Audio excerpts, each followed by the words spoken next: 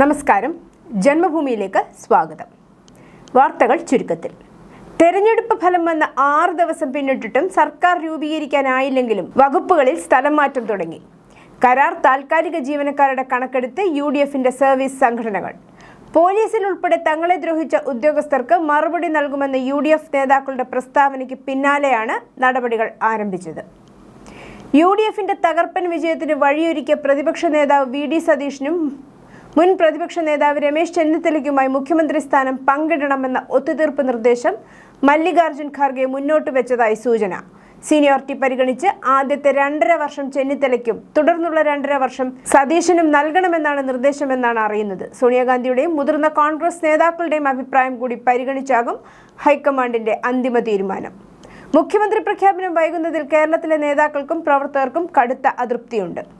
കോൺഗ്രസിന്റെ ആഭ്യന്തര കാര്യങ്ങളിൽ ലീഗിന്റെ അതിരുവിട്ട ഇടപെടൽ ഹൈക്കമാൻഡിന് അതൃപ്തിയുണ്ടെങ്കിലും ലീഗുമായി ഒരു പരസ്യ ഏറ്റുമുട്ടലിന് ഹൈക്കമാൻഡ് തൽക്കാലം തയ്യാറാകില്ല. ഘടകകക്ഷികളെ കൂടി അനുനയിപ്പിച്ച് പ്രശ്നം പരിഹരിക്കാനുള്ള തിരക്കിട്ട നീക്കങ്ങളാണ് ഡൽഹിയിൽ ഇപ്പോൾ നടക്കുന്നത്. തമിഴ്നാട് മുഖ്യമന്ത്രി വിജയ്ക്കൊപ്പം വലതും ഇടതും മൂന്നാം കണ്ണായി ഒപ്പമുള്ളത് ഒരു മലയാളി. മാഹി സ്വദേശിയും താരത്തിന്റെ സ്വകാര്യ സുരക്ഷാ ജീവനക്കാരനുമായ നയീം മൂസ. തെരഞ്ഞെടുപ്പ് പ്രചരണ സമയത്ത് ജനക്കൂട്ടത്തിനിടയിൽ വിജയെ അതീവ ജാഗ്രതയോടെ സംരക്ഷിക്കുന്ന നയീമിന്റെ ദൃശ്യങ്ങൾ വൈറലായിരുന്നു. തെരഞ്ഞെടുപ്പ് പ്രചരണ വേളയിൽ ആരാധകർ വിജയ്ക്ക് നേരെ വലിച്ചെറിയുന്ന പൂമാലകൾ പിടിച്ചെടുത്തും താരത്തെ വേദിയിലേക്ക് അനുഗമിച്ചും അദ്ദേഹത്തിന്റെ വാഹനത്തിന് സമീപം നിഴൽ പോലെയും നയീം നിന്നിരുന്നു. ജോലിക്കായി വർഷങ്ങൾക്ക് മുമ്പ് ദുബായിലെത്തിയ നയീം പിന്നീട് ബോഡി ബിൽഡറായി. തുടർന്നാണ് താരങ്ങളുടെ സുരക്ഷാ ജോലിയിലേക്ക് കടക്കുന്നത്. ഇതിനായി ജെൻഡർ സെക്യൂരിറ്റി എന്ന പേരിൽ ഒരു സ്ഥാപനവും തുടങ്ങി. ദുബായിലെത്തിയ Shahrukh Khan, Justin Bieber, Tom Cruise തുടങ്ങി ഒട്ടേറെ പേർക്ക് ജെൻഡർ സെക്യൂരിറ്റിയാണ് സുരക്ഷയൊരുക്കിയത്. വേനൽ മഴ ശക്തമായതോടെ സംസ്ഥാനത്തെ വൈദ്യുതി ഉപഭോഗം കുറഞ്ഞു. ശനിയാഴ്ച പീക്ക് സമയത്തെ ഉപഭോഗം 5684 വോൾട്ടായാണ് കുറഞ്ഞത്. വേനൽ ചൂട് കനത്തതോടെ ഇത് 6000 മെഗാവാട്ട് കടന്നിരുന്നു. കൂടാതെ പ്രതിദിന ഉപഭോഗവും കുറഞ്ഞു. 94 ദശലക്ഷം യൂണിറ്റാണ് ശനിയാഴ്ച ഉപയോഗിച്ചത്. സംസ്ഥാനത്ത് പുറത്തുനിന്ന് വാങ്ങുന്ന വൈദ്യുതിയും കുറഞ്ഞു. ശനിയാഴ്ച 73.25 ദശലക്ഷം യൂണിറ്റാണ് പുറത്തുനിന്ന് വാങ്ങിയത്. കേരളത്തിലെ അടുത്ത പ്രതിപക്ഷ നേതാവിന്റെ കാര്യത്തിൽ CPIM പോളിറ്റ് ബ്യൂറോയുടെ നിർണായക തീരുമാനം ഇന്നുണ്ടാകും. സംസ്ഥാന സെക്രട്ടേറിയറ്റിന്റെ അഭിപ്രായത്തിലാണ് പോളിറ്റ് ബ്യൂറോ യോഗം തീരുമാനമെടുക്കുക. പിണറായി വിജയൻ പ്രതിപക്ഷ നേതൃസ്ഥാനം ഏറ്റെടുക്കുന്നതിന് PB അനുമതി നൽകുമെന്നാണ് സൂചന. പ്രതിപക്ഷ ഉപനേതൃസ്ഥാനം വേണമെന്ന CPIയുടെ ആവശ്യത്തോട് അനുഭാവപൂർവമായ നിലപാടല്ല CPIM നേതൃത്വത്തിന് ഉള്ളത്. CPMന് ജനങ്ങൾ വോട്ട് ചെയ്യാത്ത കാരണം പാർട്ടി കുടുംബങ്ങളിലെത്തി അന്വേഷിക്കാൻ നീക്കം. പോളിറ്റ് ബ്യൂറോ കഴിഞ്ഞ ശേഷം ചേരുന്ന സംസ്ഥാന സെക്രട്ടേറിയറ്റിലും സംസ്ഥാന സമിതിയിലും ഇത് സംബന്ധിച്ച് തീരുമാനം കൈക്കൊള്ളും. ജില്ലാ കമ്മിറ്റികൾ ഇത് സംബന്ധിച്ച് പദ്ധതി തയ്യാറാക്കണം.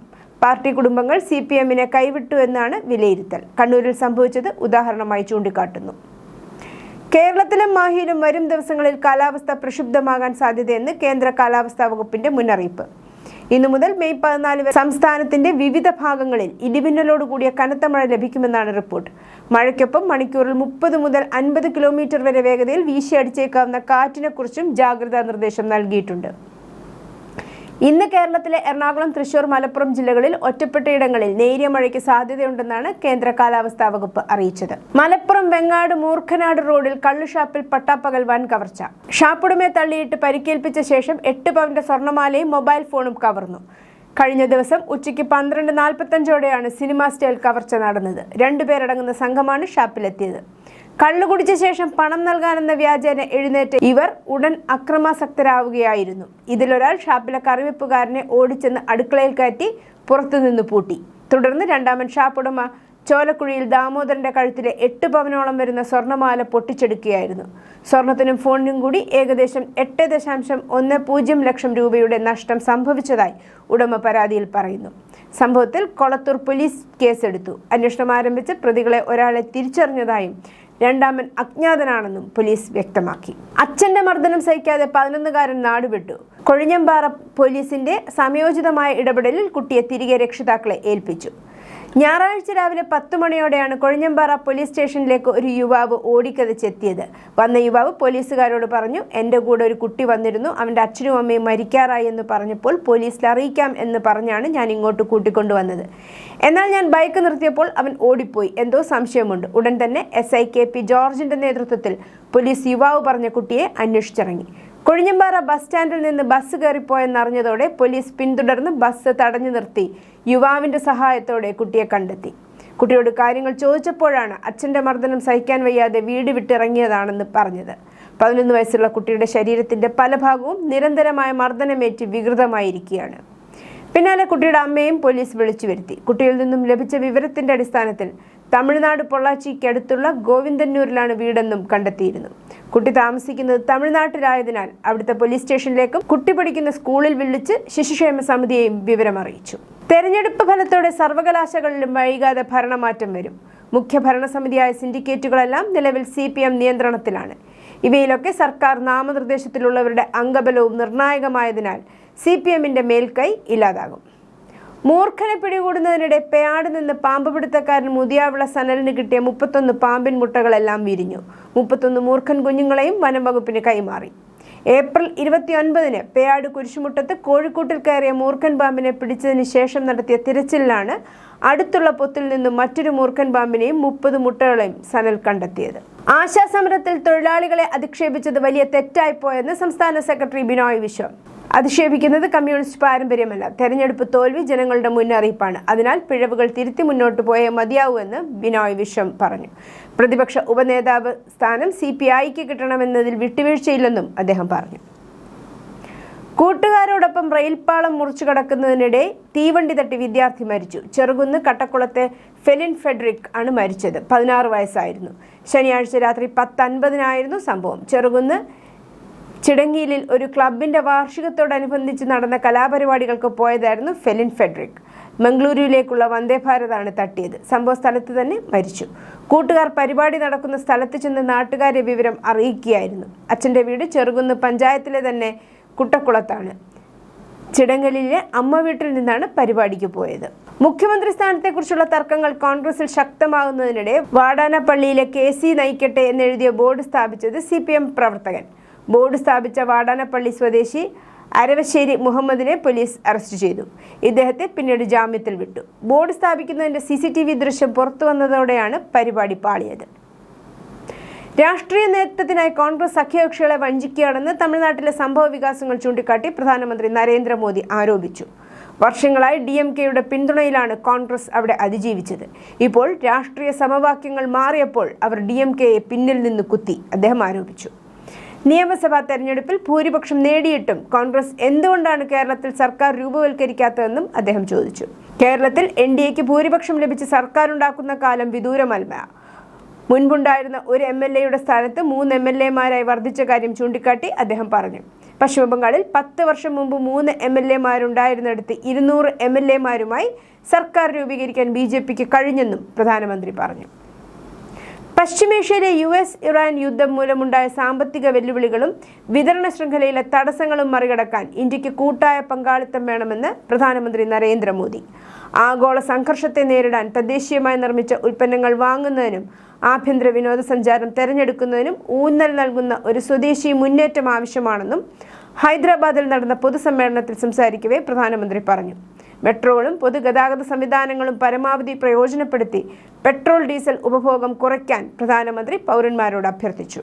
സ്വകാര്യ വാഹനങ്ങൾ ആവശ്യമുള്ളപ്പോൾ കാർ പൂളിംഗ് തെരഞ്ഞെടുക്കണമെന്നും ഇലക്ട്രിക് വാഹനങ്ങളുള്ളവർ അവ പരമാവധി ഉപയോഗിക്കാൻ ശ്രമിക്കണമെന്നും അദ്ദേഹം പറഞ്ഞു. COVID-19 കാലഘട്ടത്തിൽ നാം ശീലമാക്കിയ വർക്ക് ഫ്രം ഹോം, ഓൺലൈൻ മീറ്റിംഗുകൾ, വീഡിയോ കോൺഫറൻസുകൾ എന്നിവ വീണ്ടും മുൻഗണനാടിസ്ഥാനത്തിൽ നടപ്പിലാക്കേണ്ട സമയമാണിതെന്നും പ്രധാനമന്ത്രി പറഞ്ഞു.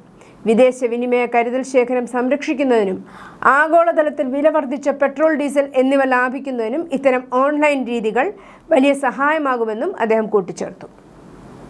പ്രധാനമന്ത്രി നരേന്ദ്രമോദിയുടെ സന്ദർശനത്തിന് മണിക്കൂറുകൾക്ക് മുമ്പ് സ്ഫോടക വസ്തുക്കൾ കണ്ടെത്തിയതിനെ തുടർന്ന് ബംഗളൂരുവിന്റെ പ്രാന്തപ്രദേശത്ത് ഇന്നലെ കനത്ത സുരക്ഷാ പരിശോധന ആരംഭിച്ചു. കനകപുര റോഡിലെ തത്തഗുനിയിലെ ഒരു പാലത്തിന് സമീപം 2 ജലാറ്റിൻ സ്റ്റിക്കുകൾ കണ്ടെത്തിയതിനെ തുടർന്ന് സ്പെഷ്യൽ പ്രൊട്ടക്ഷൻ ഗ്രൂപ്പിനും SPG പ്രാദേശിക നിയമപാലകർക്കും വലിയ ജാഗ്രതാ നിർദ്ദേശം നൽകി. കഗ്ഗലിപുര പോലീസ് സ്റ്റേഷൻ പരിധിയിലുള്ള ഈ സ്ഥലം സംഘടനയുടെ 45-ാം സ്ഥാപക ദിനവും സ്ഥാപകൻ ശ്രീ രവിശങ്കറിന്റെ 70-ാം ജന്മദിനവും ആഘോഷിക്കാൻ പ്രധാനമന്ത്രി എത്തേണ്ടിയിരുന്ന ആർട്ട് ഓഫ് ലിവിംഗ് ഇന്റർനാഷണൽ സെന്ററിൽ നിന്ന് ഏകദേശം 3 കിലോമീറ്റർ അകലെയാണ്.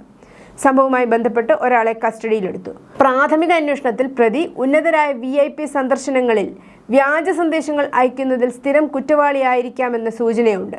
സമാനമായ പെരുമാറ്റത്തിന് മുമ്പ് പലതവണ ഇയാളെ കസ്റ്റഡിയിലെടുത്തിട്ടുണ്ടെന്നും മാനസികാരോഗ്യ പ്രശ്നങ്ങൾ കണ്ടെത്തിയതിനെ തുടർന്ന് വിട്ടയച്ചതായും രേഖകൾ സൂചിപ്പിച്ചിരുന്നു. എന്നാൽ ഇത്തവണ സ്ഫോടക വസ്തുക്കൾ കണ്ടെടുത്തത് അന്വേഷണ ഉദ്യോഗസ്ഥരെ കേസ് കൂടുതൽ ഗൗരവത്തോടെ കൈകാര്യം ചെയ്യാൻ നിർബന്ധിതരാക്കി. മധ്യപ്രദേശിലെ കുർസിഖാബ ഗ്രാമത്തിൽ തന്നെ ആക്രമിക്കാനെത്തിയ പുള്ളിപ്പുലിയുടെ കഴുത്തിന് പിടിച്ചു നിർത്തി 13-കാരൻ. 8ാം ക്ലാസ് വിദ്യാർത്ഥിയായ സത്യം താക്കൂർ വീട്ടിന് സമീപത്തെ കൃഷിയിടത്തിലെ കിണറിനടുത്ത് വൈകിട്ട് 7 മണിയോടെ കുളിച്ചുകൊണ്ടിരിക്കുമ്പോഴാണ് കുറ്റിക്കാട്ടിൽ നിന്ന് ചാടി വീണ പുള്ളിപ്പുലി ആക്രമിച്ചത്. സത്യ അതിന്റെ കഴുത്തിന് പിടിച്ചു നിർത്തി. കുട്ടിയുടെ വയറിലും കാലുകളിലും പുലിയുടെ നഖം കൊണ്ട് പരിക്കേറ്റെങ്കിലും അവൻ പിടിവിട്ടില്ല. കുട്ടിയുടെ നിലവിളി കേട്ട് പിതാവ് മഹേന്ദ്ര സിംഗ് ഠാക്കൂറും കുടുംബാംഗങ്ങളും വടികളുമായി ഓടിയെത്തി. കുടുംബാംഗങ്ങൾ ബഹളം വെച്ചതോടെ പുലി കാട്ടിലേക്ക് ഓടിപ്പോയെന്ന് മഹേന്ദ്ര സിംഗ് ഠാക്കൂർ പറഞ്ഞു.